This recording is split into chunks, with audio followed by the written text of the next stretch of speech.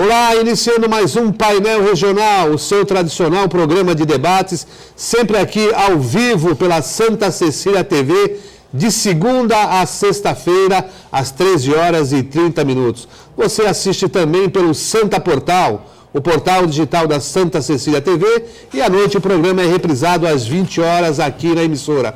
Pode assistir também depois no YouTube, o programa fica disponibilizado para você rever na sua totalidade ou os pontos que julgar mais interessantes. Aqui, todos os dias, convidados especiais, comentaristas que levam a você as principais informações da região, os fatos que são notícia no estado e os temas nacionais, sempre aqui debatidos e comentados com opinião abalizada. Hoje aqui recebendo com muita honra, aqui à minha esquerda, o advogado Luiz Carlos Gianelli e lá na ponta o colega jornalista Carlos Raton, repórter do Diário do Litoral. Ali na ponta a Jéssica Souza, que daqui a pouquinho fala para você, telespectador e internauta que assiste pelo Santa Portal, as formas de participação, de interação aqui com o painel regional. Mande sua opinião, sua dúvida, sua crítica, sua pergunta para os convidados, que estaremos aqui abertos para a discussão.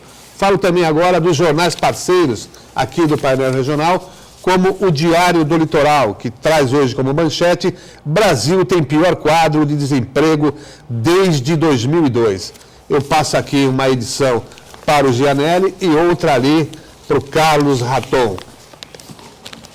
Outro jornal parceiro também, do mesmo grupo do Diário do Litoral, é a Gazeta de São Paulo, que tem como manchete hoje: bate-boca marca a primeira sessão do impeachment. Sessão do impeachment que ocorre lá no Senado Federal. Segue aqui uma edição para o Gianelli e outra para o Carlos Raton. E a gente já vai começando aqui o nosso programa de hoje, a nossa conversa, o nosso bate-papo, cumprimentando o Gianelli. Gianelli, tudo bom? Boa tarde. Boa tarde, Geraldo. Mais uma vez é um grande prazer estar no painel regional, com a possibilidade de conversar e discutir os problemas da região, se apresentar para a sociedade da Baixada Santista e juntos discutirmos todos os fatos que vêm ocorrendo na sociedade. Externo os cumprimentos ao Carlos Raton, brilhante jornalista do Diário do Litoral, que engrandece com as suas publicações o jornal e principalmente o conhecimento da sua própria sociedade. Externo saber os cumprimentos à Jéssica, com bastante brilhantismo também, exerce sua função com muito destaque. Muito bem, Raton, tudo bom, Raton? Raton está de férias, né? Está um pouquinho mais tranquilo, né? Mais tranquilo. De férias do jornal, né? É verdade, é verdade. Volto no dia 31, se Deus quiser. Muito bem. Agradecer a participação aqui no programa mais uma vez, cumprimentar a Jéssica lá na ponta, Heraldo, doutor Luiz Carlos Gianelli, muito prazer estar pela primeira vez com você aqui no programa. Tomara que a gente faça uma discussão bacana aí. Muito bem. E ali na ponta, como eu já disse, a Jéssica Souza, que fala para você, telespectador e internauta, como participar aqui, interagir conosco aqui no painel regional. Tudo bom, Jéssica? Tudo bem, Heraldo? Boa tarde para você. Cumprimentos ao Luiz Carlos, ao Carlos Raton. E também para você aí de casa, uma ótima tarde. Através dos telefones 3223-1120 e 3223-7676, você pode mandar sua dúvida, sugestão, pergunta, opinião. Fique aberto. E participe também pelo Facebook, facebook.com/painel regional TV. Participe com a gente. Muito bem. E o tema, como não poderia deixar de ser, eleições municipais. Hoje começou, já o horário eleitoral gratuito no rádio e na televisão. E o jornal A Tribuna publica hoje a primeira pesquisa, Ibope TV Tribuna, que aponta aí o atual prefeito Paulo Alexandre Barbosa liderando a pesquisa com 52% das intenções de votos e também, na sequência, o Marcelo Del Bosco com 8%. Essa pesquisa, esse resultado, esses números são da pesquisa estimulada, aquela em que é apresentado para o entrevistado, no caso o eleitor, os nomes dos participantes, dos candidatos do pleito. Então, 52% para o Paulo Alexandre Barbosa, 8% para o candidato Marcelo Del Bosco, 3% para a Carina Vitral, candidata do PCdoB, 3% para o candidato do PDT, o Paulo Schiff, 2% para a Débora Camilo, do PSOL, o mesmo percentual para o Edgar Boturão, do PROS, e 1% os demais candidatos, Hélio Alite e o professor Genivaldo Bezerra. Essa primeira sondagem, Janelli, você acha que já é uma tendência que se seguirá aí com a possibilidade da reeleição em primeiro turno já do Paulo Alexandre Barbosa, ou estamos apenas começando aí a campanha? Acho que o processo eleitoral tem a sua peculiaridade. A tendência, efetivamente, do Paulo Alexandre Barbosa está bem à frente, pelo fato de estar à frente da Prefeitura Municipal de Santos e estar num processo de exposição durante esses 4 anos. O que faz do Paulo Alexandre Barbosa o candidato mais conhecido e, consequentemente a isso, é o candidato mais aceito pela população, ou com índice maior, comparando-se aos demais no que tange esse início de processo eleitoral. Mas, como bem exposto por você, hoje é o primeiro dia de exposição desses candidatos à mídia. E esses candidatos serão contestados uns pelos outros. E isso, com certeza, pode mudar o quadro, ou uma ascensão daquele que está na frente, ou um retrocesso.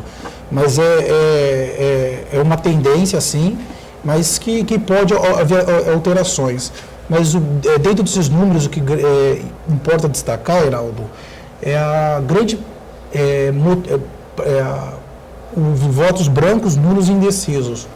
Hoje em dia, há uma grande tendência por parte da população em não votar em candidato algum, porque efetivamente está extremamente desestimulada com o processo, com os agentes políticos que se apresentam. E esses candidatos, eles vão ter que fazer um trabalho para enxergar esse setor da população e convencê-la de votar em si, que eu acho que vai estar muito difícil, até pelas limitações diante da legislação eleitoral que ocorre nesse processo eleitoral.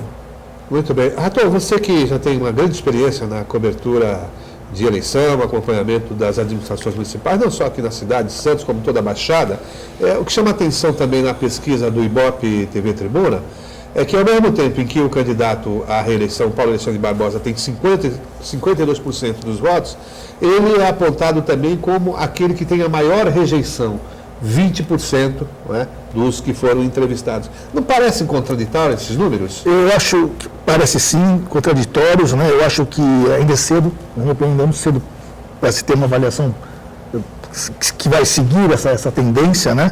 Eu acho que ele tem a máquina na mão, o prefeito tem a máquina na mão, uma máquina, inúmeros cargos comissionados, né? A maior bancada de vereadores na Câmara, né? Eu acho que isso ajuda muito a reeleição do prefeito, mas eu acho que ainda é muito cedo, Léo. Eu acho que é muito cedo. A pesquisa, se não me engano, juntou o ótimo e bom, né? Que dá o maior percentual aí de ótimos e bons, juntando isso em termos de avaliação da administração, né? Então, mas também então eu acho que ainda é cedo, eu acho que precisa, vamos ter ainda os debates, né? Regionais, os debates regionais, geralmente são transmitidos, então isso vai a gente vai ter uma avaliação maior lá para o meio da campanha, eu acho. A pesquisa avaliou também a administração atual, e 38% considerada boa e ótimo 8%, né? E outros 37% consideraram regular. Quer dizer, há uma tendência, né? É uma forma de interpretação que eu não considero das mais fiéis, no sentido de você somar o que é bom, o que é ótimo com o que é regular. E aí realmente você não tem, na verdade, uma avaliação precisa.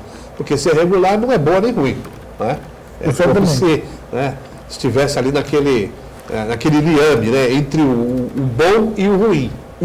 E foi isso que o doutor aqui acabou de falar, de uma certa forma, porque essa é estimulada, se não me engano, né?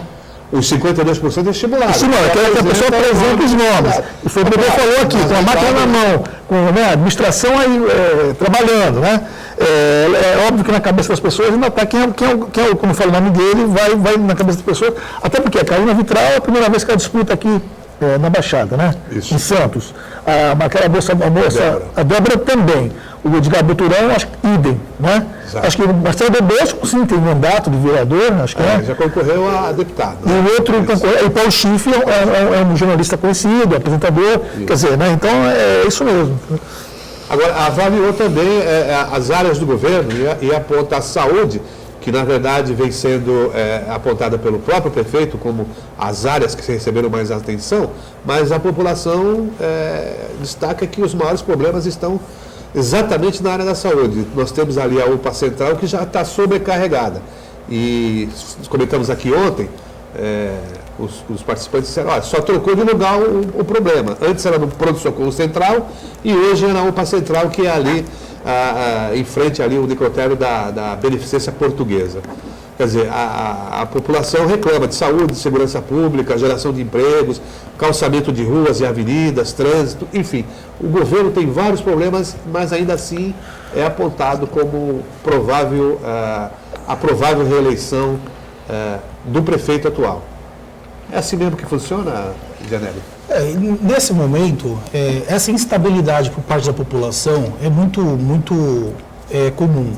Eu vou um pouco contrário à mesa aqui com relação à incoerência que existe entre a aceitação do Paulo ser muito alta e a rejeição dele também ser muito alta.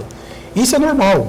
Geralmente o candidato que tem a maior rejeição e a maior aceitação, geralmente é o mais conhecido. Se a gente for comparar com um candidato que não é tão conhecido, esse candidato não é tão conhecido, também não vai ter tanta rejeição e como não vai ter muita aceitação. Até o processo eleitoral tem essa finalidade de expor esses candidatos, levar a população e assim levando a população vai ter como fazer aquela avaliação se ele é a melhor pessoa para poder estar conduzindo a cidade. E com relação a esse fato da administração de Santos está sendo avaliada pela população de uma maneira como sendo boa, né? Isso, 38% boa. Eu não sou morador de Santos, eu sou morador de São Vicente, então eu já não tenho um conhecimento tão próximo da administração como está sendo aqui feita em Santos. A gente ouve, sim, muita reclamação no que tange a problemas efetivamente de saúde. Esses dias eu estava ouvindo um comentarista numa rádio, que eu não me recordo qual, que ele falou que se utilizasse o dinheiro que é investido em saúde em Santos, se fosse investido em plano de saúde, teria condições de dar um melhor plano de saúde para todos os moradores de Santos. Até peço perdão pelo fato de não recordar o nome dessa pessoa que pegou e falou. Mas se efetivamente isso for real, e parecia que era uma pessoa do próprio governo, se efetivamente isso for real, eu acho que o processo de avaliação do prefeito Paulo Alexandre Barbosa encontra-se de uma maneira deturpada. Por qual razão? Porque não é comum em que, se fosse para investir em saúde privada, teria, pelo dinheiro do orçamento que é investido na rede pública de saúde, se fosse para ser investido na saúde privada, teria condições de pagar um melhor plano de saúde a todos os moradores. Eu careço de informações mais concretas a respeito desses números. Eu soube dessa informação por meio de uma rádio que eu estava ouvindo e essa pessoa assim falou. E se assim efetivamente for verdade, eu acho que enfrenta-se uma grande carência. Não obstante tudo isso, Heraldo, eu tenho para mim que a administração do Paulo Alexandre Barbosa aqui em Santos, ele é bastante deficitária. Encontra-se alguns gargalos que não são superados. A cidade de Santos tem um orçamento muito alto. A cidade de Santos é uma cidade que ela é uma cidade muito estruturada, ela não sofre das mesmas carências que nem sofre São Vicente e Cubatão. É uma cidade que era para estar numa situação muito melhor. Até mesmo porque o Paulo Alexandre Barbosa, na propaganda eleitoral passada, ele prometeu um modelo de gestão administrativa que ao final, que ao decorrer do seu mandato, não foi empregado.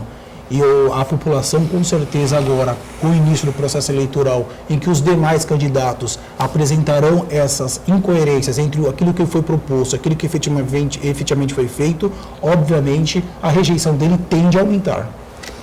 E outra coisa que eu estava observando aqui na avaliação dos dados, em relação a apontar os problemas críticos da cidade, veja bem, Raton, só 3% mencionam o problema do transporte coletivo. Me parece que aqui, ou esses 3% foram soldados nas pessoas que não fazem utilização do transporte coletivo, ou então porque é um setor que vem realmente, todos os dias nós temos reclamação, a gente que trabalha com isso, as pessoas criticam. Nós temos aí o VLT, que ele chega só até ali a estação José Menino, não é? E vai começar agora a interligação. O problema do transporte é sério na cidade, e só 3%, ou então foram ouvidas pessoas que não fazem uso do transporte coletivo. Isso é um fato bem colocado por você. Eu concordo com o doutor aqui do lado, com relação a tudo que ele falou, e eu queria fazer uma atenção especial na saúde, viu, Heraldo? Na saúde, porque desde o começo, e nós fizemos lá um diário, nós fizemos várias matérias sobre isso, existe uma coisa entre você colocar equipamentos novos e outra coisa é você melhorar o atendimento. São duas coisas diferentes. Né? Se confundiu. Assim, eu acho que a administração do prefeito, Paulo Alexandre, não é uma crítica, é apenas uma constatação, investiu muito em equipamento, inaugurou alguns, inclusive aquele PS novo lá, né, Lauro? Mas logo no começo, após a inauguração, já tinham reclamações absurdas sobre o equipamento. E nós tivemos recentemente lá aquele PS que ficou na Santa Casa do Lauro, continua do mesmo jeito, viu, Lauro?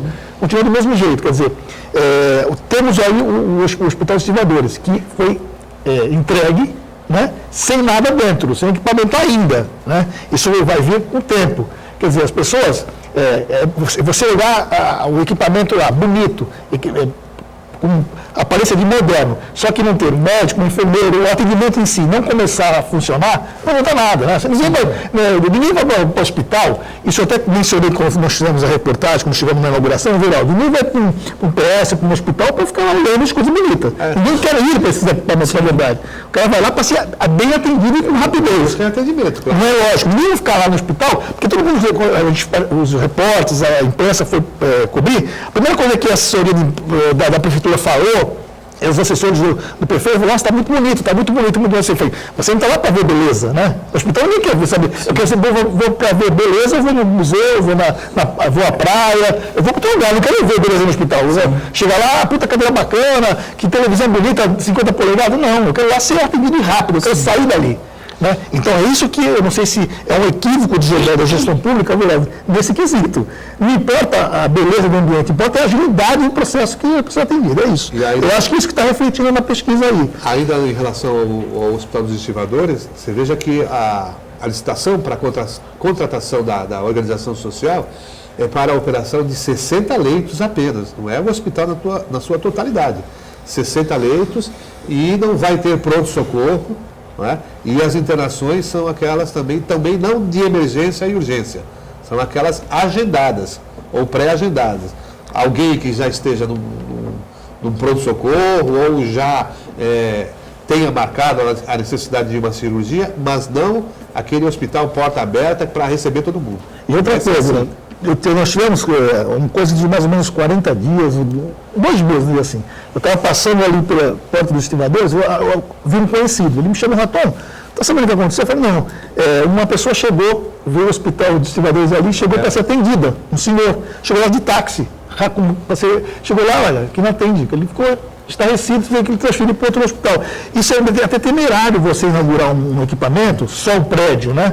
Porque as pessoas, às vezes, mal informadas, a primeira coisa que ela faz é se dirigir para um hospital, ele chega lá, não tem atendimento, o cara não sabe o que faz. Isso até pode acontecer um dia uma tragédia. Então, é muito complicado esse tipo de coisa. Entregar as coisas às vésperas antes de começar a eleição, poder entregar, mostrar para a população que entregou um equipamento. Só que não tem médico, não tem enfermeiro, não tem atendente, não tem nada. Fica só o carro da Guarda Municipal parado na porta, né, resguardando o patrimônio, né, e, na verdade, não tem atendimento. Então, a população já não é mais ingênua, né? Ela quer resultado, né?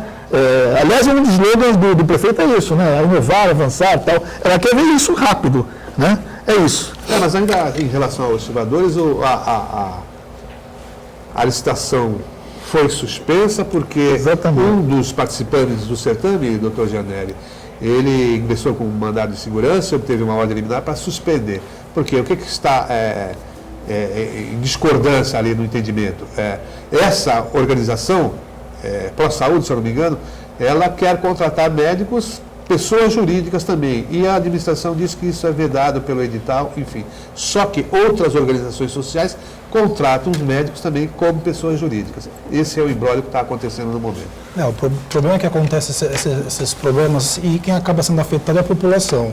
Eu concordo com o Raton no que tange, ele pegou e falou assim que a população se dirige a um hospital que está aparentemente em estado de operação e está atendendo a população, e quando chega aí nesses locais não tá funcionando, estão apenas para fim eleitoral. Mas, infelizmente, isso já é uma prática comum do político brasileiro, né? O político brasileiro está muito mais preocupado com o resultado do processo eleitoral do que efetivamente com a saúde da população, com a população em si. A população é somente um instrumento para ele chegar ao poder. Não estou fazendo aqui qualquer crítica ao prefeito Paulo Agostinho Barbosa, porque eu não o conheço, mas, infelizmente, isso é uma prática já do político brasileiro. E quem acaba sendo afetado com isso é a população. Muito bem. Nós vamos fazer um pequeno intervalo e a gente já retorna daqui a pouquinho para o segundo bloco do painel regional. Sem internet.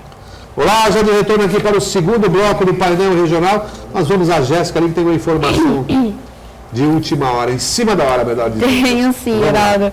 A Polícia Federal acabou de indiciar o ex-presidente Luiz Inácio Lula da Silva, a sua mulher, né, o ex-presidente do Instituto Lula, Paulo Okamoto, e o ex-presidente da OAS, conhecido como Léo Pinheiro, né, foram indiciados também o arquiteto Paulo Gordilho, por o triplex no Guarujá, né? Estão falando que eles foram indiciados por corrupção ativa, passiva e lavagem de dinheiro, além de suspeita de irregularidade na aquisição e reforma do Guarujá. Indiciados pela Polícia Federal? Pela Polícia Federal. É curioso, né? Hoje de tarde. Porque semana passada a Polícia Federal tinha concluído que o triplex era de uma outra pessoa, uma mulher. É isso, Raton? É isso. É engraçado, né? Essa Lava Jato, né? Porque na verdade, por enquanto só está sendo investigado um grupo de pessoas e um partido, praticamente, né? Quando eu quero começar a levar a sério isso, quando for investigado de forma global todos os partidos e todos os políticos do Brasil, né? Então, assim, fica complicado demais. Eu não estou dizendo que a informação é errada, nem incorreta, enfim, mas eu acho que você mesmo falou, há uma duplicidade de informação aí, ao mesmo tempo que a Polícia Federal fala que eles não são donos, né? Abre investigação, indicia por reformas no imóvel que não é deles, eu não entendo. Não, na semana passada a informação que nós tivemos foi essa, né? Que a Polícia Federal havia concluído a investigação e não viu indícios ali de propriedade do apartamento da família do Lula e suas mulheres, sim de uma outra pessoa. Citaram até o nome dessa. Realmente, como essa informação é nova, com certeza virão mais aspectos para estar respaldando esse fato. Mas efetivamente é um pouco curioso, sim. Mas assim, por um ponto, Raton, a gente vê um lado bom nisso. O Brasil ser passado a limpo. Agora, o que me surpreende, que está surpreendendo toda a sociedade, é que efetivamente somente um partido político, somente um grupo político está sendo investigado. Nessa semana houve até um grande atrito entre o Gilmar Mendes e o Sérgio Moro, pelo fato de uma entrevista que o Gilmar Mendes deu criticando a postura e a conduta do Sérgio Moro, procurador que conduz a Lava Jato, em virtude daquela proposta da anticorrupção, que tem algumas proposituras ali, como a legitimação de prova ilícita, que o Gilmar Mendes, de uma maneira muito correta e muito lúcida, foi contra, porque isso vai contra até o aspecto constitucional do direito brasileiro. Mas a Lava Jato não se discute a seriedade e o comprometimento dos agentes públicos que ali trabalham no que tange à investigação. A mídia não está criticando isso. Eu acho que tem que se investigar sim. O juiz Sérgio Moro está fazendo um excelente trabalho, o procurador está fazendo um excelente trabalho, e isso tem que ser a pauta da República Federativa do Brasil. Isso tem que ser a pauta do Estado Democrático de Direito. Todos, efetivamente todos, serem investigados. Mas ninguém inocente e sabe que a corrupção não está presa tão apenas ao fato do PT. A corrupção no Brasil vem há muito tempo. E todos os partidos políticos estão efetivamente, de alguma forma, envolvidos dentro desse processo. E eles sabem disso. Agora, causa estranheza, isso eu falo como um cidadão que quer instituições fortes e firmes. Causa estranheza a investigação ser direcionada tão apenas ao PT e tão apenas a alguns partidos coligados ao PT. Obviamente que nessas delações vieram informações a respeito de muitos outros agentes políticos que se encontram em outros partidos, mas não estão dando a mesma ênfase do que a investigação sobre o PT. Não obstante a tudo isso, quando o juiz Sérgio Moro e quando o procurador, eles agem dentro da legalidade, é muito correto. O que isso não pode fazer é passar informações sigilosas do processo, porque todos esses processos estão correndo em segredo de justiça. E em todo momento, a mídia tem acesso a delações, a mídia tem acesso a várias informações correspondentes a esse processo. E algumas entrevistas eu vi, tanto o Sérgio Moro quanto o procurador, falar que isso dá legitimidade à investigação e ao trabalho deles. Até concordo que transportar essas informações à sociedade como uma maneira de se assegurar a execução do seu trabalho é uma técnica pragmática que dá resultado. Mas um agente público, ele não pode se dar ao luxo de descumprir a lei. Uma vez o Pio Cavalcante, ex-presidente da OAB, falou algo que eu achei bastante interessante, nunca esqueci dessa frase. É desesperado criminoso o descumprimento da lei. O que não é desesperado o Estado o descumprimento da lei. O juiz Sérgio Moro, acima de tudo, ele tem que entender a importância que ele tem como magistrado, aplicador da lei, o procurador como um fiscal da lei, independente de qualquer situação, atuar em todos os parâmetros da lei. Acho que essa investigação tem que ser conduzida da maneira séria que está sendo conduzida, mas a exposição de informações sigilosas para a sociedade, isso, de certa maneira, é uma afronta às garantias constitucionais. Garantias constitucionais essa que não apenas de quem está sendo investigado, mas de toda uma sociedade. E fica essa dúvida tão apenas. Então a gente espera que essa investigação seja levada ao final, a gente espera que outros agentes políticos sejam efetivamente indiciados, condenados e sintam o rigor da lei. Mas também a gente espera que essa investigação atenda os preceitos constitucionais. Eu acho que o juiz Sérgio Moro, eu acho que o procurador, eles estão se extrapolando na condição de pessoas públicas. Por qual razão? Até mesmo a apresentação desse conjunto de proposta contra a corrupção nesse momento. Eu acho que foi atemporal a apresentação dessa proposta agora, e as propostas apresentadas ali, como ao recepcionamento de provas ilícitas, desde que seja feita de boa fé, isso afronta gradativamente a Constituição. Como vai se aferir se a conduta do agente que obteve a prova teve boa fé ou má fé? Isso é uma afronta, não tem como se aferir isso. Nós não podemos deixar um conjunto de garantias e direitos que foi historicamente reservado e construído por uma sociedade ser interrompido e rompido por uma ação específica, de uma investigação específica. Então fica aqui somente o meu descontentamento com relação a alguns fatos específicos.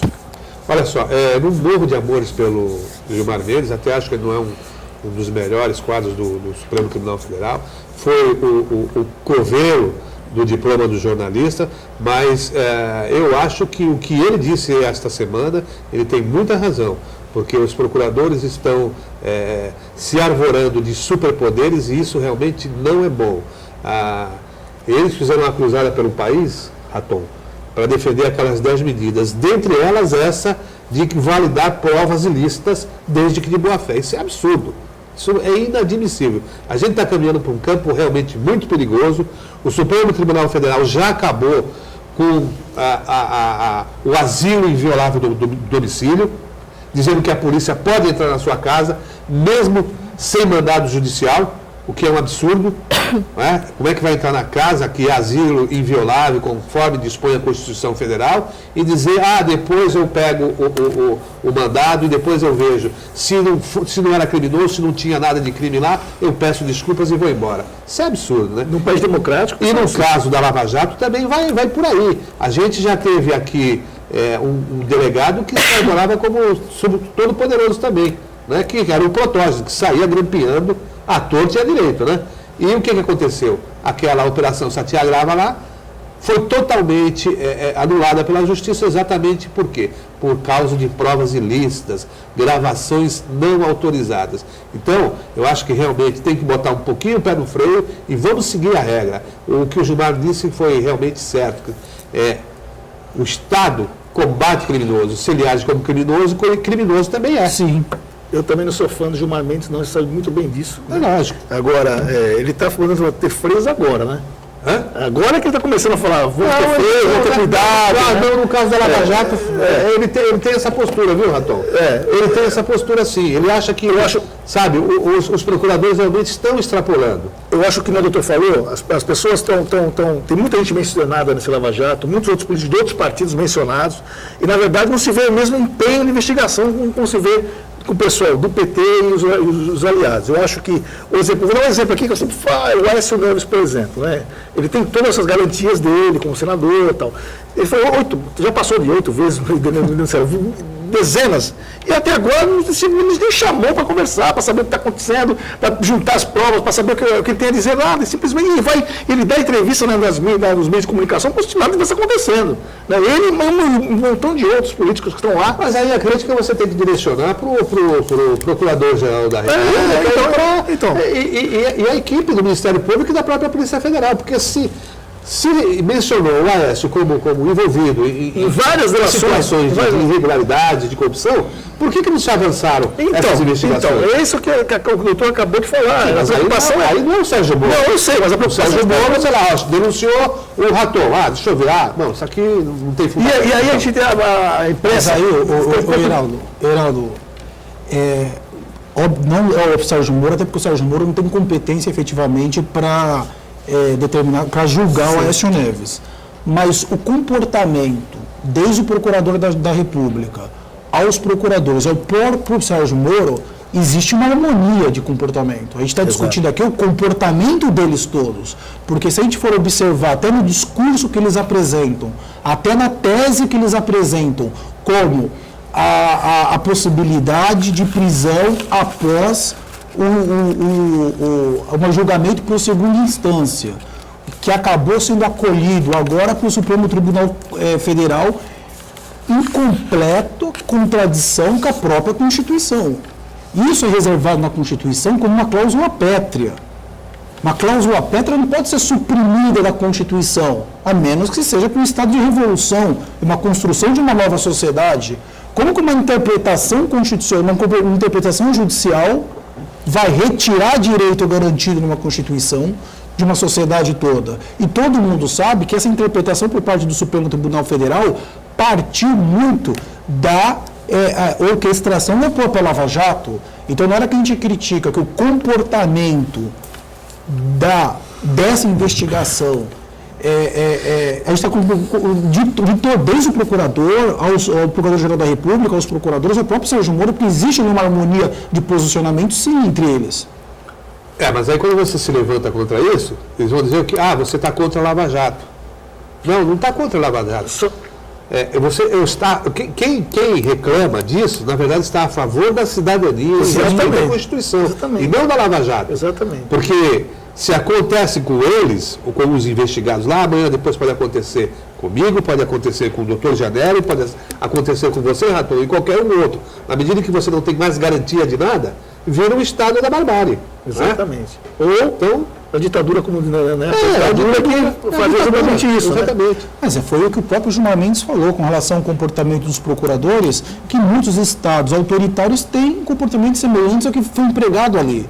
Como você vai impedir, reduzir a utilização de habeas corpus que está dentro de uma dessas propostas? Outra coisa, a validação de prova ilícita desde de boa fé. Então, uma tortura, a pessoa vai lá e torturei a pessoa, mas eu fui de boa fé, eu torturei que não de boa fé. E aí eu obtive a prova. No Estado de Direito, isso é inadmissível. E a maioria da magistratura, obviamente, não vai pensar dessa maneira. O que não pode ser conduzido é valores de toda a sociedade ser extremamente transmutado, mudado em virtude de uma investigação. Não precisa ir muito longe, doutor Gianelli. Recentemente nós tivemos apresentando aquele grupo que se tingiu aí de uma célula terrorista. E o que aconteceu? Os advogados foram lá no presídio federal e foi vedado a eles a entrevista com os presos lá. O que é, né? Uma outra violação legal, porque está assentado não só na Constituição, como no Estatuto da Advocacia, que cabe sim ao advogado se entrevistar com o seu cliente, independentemente de procuração, e foi vedado por quê? Porque tinha uma portaria, veja bem, uma portaria do Ministério da Justiça, Ministério da Justiça, que não é nem organismo do Judiciário, dispondo regras lá e proibindo esse tipo de coisa. E uma portaria, e quem fez a portaria entende minimamente de direito constitucional. Inicialmente, a base normativa de toda a legislação é a Constituição Federal. E aí as leis e os decretos, eles vão adquirir a sua normatividade em cima da lei, da Constituição e assim por diante. Como que um decreto vai ferir? O próprio Código, a lei federal, que é o Estatuto da OAB, que garante esse acesso da defesa conversando com o seu cliente, e uma própria Constituição, um ato eminentemente do Poder Executivo. É um absurdo, a gente está chegando efetivamente para o estado de barbárie. E isso daí, ir contra esses absurdos, não é ser a favor da corrupção. Ninguém aqui é a favor da corrupção, e nem do terrorismo. Obviamente, nós esperamos viver num estado pacífico, sem corrupção, mas agora, não é admitido essas afrontas à própria Constituição Federal. Muito bem, vamos fazer mais um intervalo e a gente volta daqui a pouquinho para o terceiro e último bloco do Painel Regional. Olá, já de retorno aqui para o terceiro e último bloco do Painel Regional, e a gente vai aqui direto para a Jéssica, que já tem telespectador interagindo aqui com o Painel Regional. Vamos lá, Jéssica. Temos sim. O primeiro é do Silvio Moraes, do Campo Grande, ele fez uma colocação. Ele diz que sou favorável ao voto nulo de todos para que os políticos se conscientizem de que eles têm que mudar completamente esta postura política atual. Mas se for voto nulo em todo mundo, vai ficar os que estão aí. Eu acho interessante esse posicionamento do telespectador, qual é o nome dele mesmo? Silvio. Eu até confesso, Silvio, que esse será o meu posicionamento. Obviamente, nesse processo eleitoral, até com uma forma de protesto, eu vou votar voto nulo, voto branco, porque é importante, sim, a gente dar essa resposta à classe política. E é bom esclarecer essa sua pergunta, para a gente poder esclarecer que não existe, antigamente quem votava em branco favorecia quem está à frente. Hoje em dia, não. Quem vota branco, quem vota nulo, não favorece absolutamente ninguém. E isso é uma forma de te mostrar para a classe política que a população está descontente. E é importante isso. O doutor Vicente Castione falou no programa passado, e com bastante razão, que não tem que votar no menos bandido, no menos ruim. Tem que votar, ou vota bem numa pessoa que tem condições efetivamente de representar a sociedade, ou não vota absolutamente ninguém. Eu acho bastante importante, por qual razão? Porque a partir do momento que tiver uma quantidade grande de voto branco e nulo, a resposta à classe política vai ser, de certa maneira, exorbitante. A classe política vai ter que ter um comportamento diferente. Agora, se, ao final, durante o processo eleitoral, o voto branco e nulo for um percentual muito pequeno, sabe o que a classe política vai pensar? Que a população reclama, mas na hora que chega no processo eleitoral, ela sempre escolhe um político para votar, ela sempre acaba confiando no político. Eu acho que esse é o momento que a população tem de votar voto branco, votar nulo e tirar efetiva e mostrar para a classe política que eles não estão representando a sociedade de uma maneira correta. Isso é importante. faço das tuas palavras a minha, eu também vou votar voto branco, eu não vou votar em absolutamente ninguém, e eu quero, com esse ato meu, deixar bem clara a minha insatisfação da forma como os agentes políticos estão tratando a máquina pública e as casas legislativas. Jéssica. Vamos. Uma para o Raton, Cosme Santos. Não sou cientista político, sou apenas um morador da cidade de Santos. Mas atualmente a saúde na Zona Noroeste, assim como de Santos, está boa. Porém, nós agregamos moradores de São Vicente e Cubatão, tanto no PS da Zona Noroeste quanto na UPA Central. A reeleição do PAB ocorrerá em mais de 70% da aprovação nas áreas periféricas, pois este está sendo um bom governo. Ótimo que você pense dessa forma, né? Mas não é isso que a gente vê na redação do Diário todos os dias. A gente não vê isso. É reclamação geral da área da saúde, né? A área da saúde é uma reclamação geral. É engraçado que, além da área da saúde, reclamação geral, a Zona Noroeste, no meu ponto de vista, é a mais penalizada região de Santos, onde investimentos praticamente zero. Está aí o Santos Novos Tempos, né? O que aconteceu lá, que até agora não sabe o que foi feito com o dinheiro do Santos Novos Tempos. Não se fez nada, na verdade. E é bom lembrar que também que hoje a pesquisa do Ibope, justamente a área da saúde foi a mais criticada, né? As pessoas criticam justamente a área da saúde. Outro detalhe que é muito engraçado, lembra do Carnaval, onde se falava que o Samba Enredo de Santos ia ser uma maravilha, né? Todo mundo estava apostando, todas as fichas que o Samba Enredo de Santos ia ser uma maravilha, tudo bacana. Eu não estou comparando o Carnaval com saúde, mas aí depois que a escola de samba foi para a rua... Carnaval com eleição? No Rio de Janeiro, depois que o Carnaval foi... Aliás, uma aposta... O Carnaval foi usado como uma grande proposta para lá na frente se pensar em eleição, né? E aí falou, nossa, vamos fazer um Carnaval maravilhoso. E foi um fiasco esse Carnaval de Santos. O Samba Enredo foi uma... lastimável, não mostrou nada daquela região. No Facebook, nas redes sociais, levou um pau violento, mas um pouco antes do Carnaval era uma maravilha, que ia falar de Santos. Até a Brasília Amarela foi colocada, que eu não entendi. E quem pagou mesmo? Quem pagou foi quem? Quem foi? O munícipe. A Libra, tudo. Então. Demitiu os funcionários, mas pagou o Carnaval. Respeito sua opinião, mas discordo. Pelo menos na redação do Diário, que as reclamações são inúmeras na área da saúde. Mais participações? Sim, o Uriel agora é para a bancada. Como entender essa pesquisa feita recentemente que coloca o atual prefeito com tanto destaque numa cidade com sérios problemas na saúde, ressaca na ponta da praia, perda da verba da Zona Noroeste, problemas na segurança pública e educação? Será que isso não tem a ver apenas no fato de que estamos começando a campanha? Olha, eu sempre digo o seguinte, as pessoas reclamam, e com razão, mas vou tomar um exemplo do governo do Estado de São Paulo. Os maiores problemas na área de segurança pública, de transporte, mas a população do Estado continua votando no PSDB, no Geraldo Alckmin. Então eu fico realmente sem entender. Acho que isso, Uriel, no começo do programa nós já discutimos essa pesquisa e eu acho, Uriel, você é uma pessoa com bastante experiência também, participa aqui da bancada do painel regional, eu compactuo do teu posicionamento, e isso aí é o começo do processo eleitoral, e o fato do Paulo Alexandre Barbosa estar à frente da administração, conforme eu já falei aqui anteriormente, esses 4 anos, ou deixa mais conhecido a população. Então, e agora vai começar, ele vai ser contestado pelos seus adversários.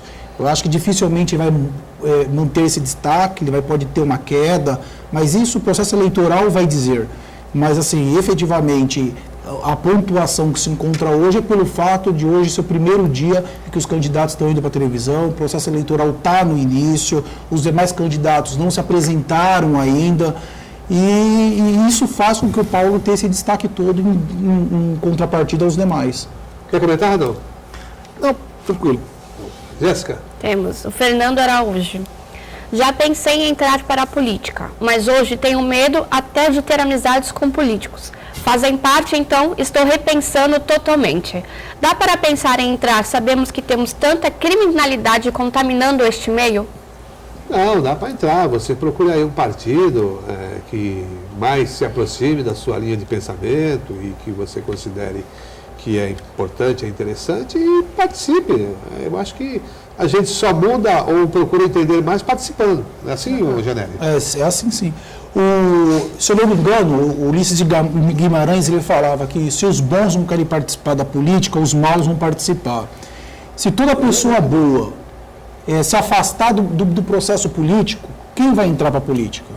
Só bandido, só pessoa que não presta, só pessoa que vai entrar com a finalidade de usurpar o dinheiro público, de se beneficiar da coisa pública, interesse pessoal.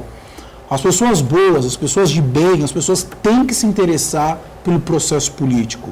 Elas têm que se interessar pela discussão da coisa pública. Ela tem que se interessar pela sua sociedade, porque um conjunto de pessoas bem intencionadas, procurando reverter esse quadro caótico que se encontra o processo político, é o único caminho disso aqui se mover para uma situação melhor. Então, eu aconselho o telespectador a participar, procure um partido político, porque no Brasil tem bastante partido político, procure pessoas que já têm experiência dentro do processo político para tentar se informar, para tentar se habituar, se articular e venha participar sim do processo político, porque somente assim nós conseguimos transformar este meio que está completamente doente no meio melhor. Nós precisamos cada vez mais pessoas de bem, cada vez mais pessoas bem intencionadas dentro desse processo para se transformar essa sociedade. Porque se pessoas de bem não vierem para dentro do processo político, quem vai vir vão ser os bandidos. E os bandidos, você pode ter certeza que eles vão se preocupar primeiro com eles, depois com eles, depois com eles e assim consequentemente. Eu só queria complementar o que o doutor falou, que é importante. As pessoas acham que nesse momento de eleição é que você pense no que você vai votar, não é verdade? Eu acho que o processo eleitoral se dá depois das eleições também. Então você votou na pessoa que você achou que é interessante, a pessoa que pensa como você, mas tem que acompanhar. Por exemplo, às vezes eu cubro a Câmara de Santos, eu vejo participação quase nenhuma da população lá no Legislativo. Vai assistir uma sessão, vai ver com os vereadores que realmente estão batalhando, estão fiscalizando o Poder Executivo. Né? O que se vê mais nas câmaras, assim, não só de Santos, mas nas câmaras gerais da Baixada, é que ninguém fiscaliza o Poder Executivo. Eles falam para eles mesmos, e você não vai cobrar. Então, na verdade, primeiro, não vamos pensar na eleição só agora. Reflita sobre o último vereador que você votou, veja se ele fez um bom trabalho, avalia como é que ele age nas discussões, e você fala, realmente ele merece que eu volte a votar nele ou não, né? Vou escolher outra pessoa e eu tenho que participar, não tem que ficar olhando pela mídia, apenas pela mídia que acontece no Brasil. Vai na sua cidade mesmo, começa a participar do processo eleitoral, investiga um vereador, o que o prefeito está fazendo. É muito simples, não gosto de político, não acho legal. A política que o doutor falou está na gente. O país não se move para funcionar a política. Então você tem que participar mais. Né? Tanto participar como candidato como para cobrar. É isso. Muito bem. A gente vai encerrando o painel regional de hoje. Não tivemos hoje a participação do professor Vicente Cassione, tinha um compromisso anteriormente já agendado, mas na próxima semana, na quarta-feira, já estará aqui entre nós. Eu agradeço ao Gianelli, agradeço também ao Raton e desejo a todos um excelente final de semana. Na segunda-feira estaremos juntos novamente. Muito obrigado.